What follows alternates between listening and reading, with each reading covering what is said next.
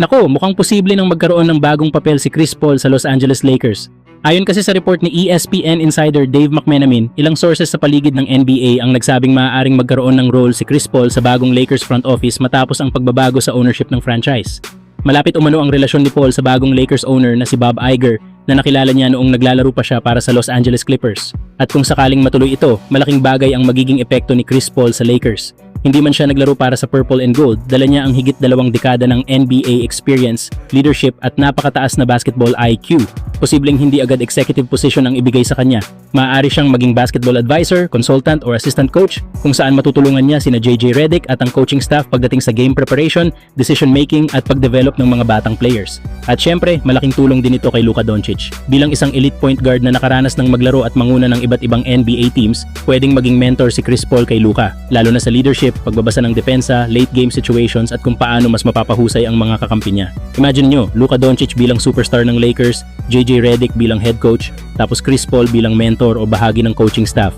Talagang napakalaking basketball IQ ang mabubuo sa loob ng Lakers organization. Pero tandaan, wala pang kumpirmadong posisyon para kay Chris Paul at posibilidad pa lamang ito sa ngayon. Kung matuloy man, maaaring maging isa si Chris Paul sa mga taong tutulong para mas maging competitive at mas organisado ang Lakers sa bagong era.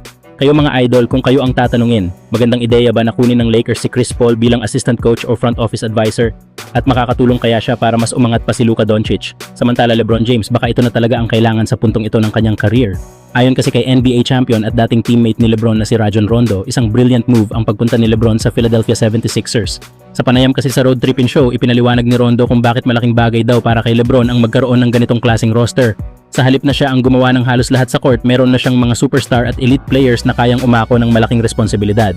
Nandyan daw sila Tyrese Maxey, isang batang guard na kayang lumikha ng sariling opensa. Meron din silang Joel Embiid, isang dominanting big man na kayang kontrolin ang laro sa loob. At syempre, nandyan si Jaylen Brown, isang proven scorer at two-way star na kayang tumulong sa opensa at depensa. Para kay Rondo, ito ang pinakamalaking advantage ni LeBron ngayon. Hindi na niya kailangang pilitin ang sarili sa bawat possession. Maaari na niyang piliin kung kailan siya aatake, magtipid ng enerhiya at hayaan ang mga kasama niyang stars na magdala ng laro sa ilang stretches. Pero may isang malaking kondisyon, health. Kung mananatiling malusog ang Philadelphia pagdating ng playoffs, naniniwala si Rondo na meron silang tunay na pagkakataong makuha ang championship. At baka ito na nga ang pinakamatalinong hakbang ni LeBron sa puntong ito ng kanyang career. Hindi na kailangang dagdagan ang responsibilidad. Kailangan lang niyang magkaroon ng sapat na firepower sa paligid niya. Kayo mga idol, kung healthy ang LeBron, Embiid, Maxey at Jaylen Brown, championship team na ba para sa inyo ang Philadelphia 76ers? For sure. It's just crazy how many all-time lists. Number 1 for minutes, number 1 for games played, 9th for three-pointers. The building is filled with Laker jerseys. James drives, layup, count it, and the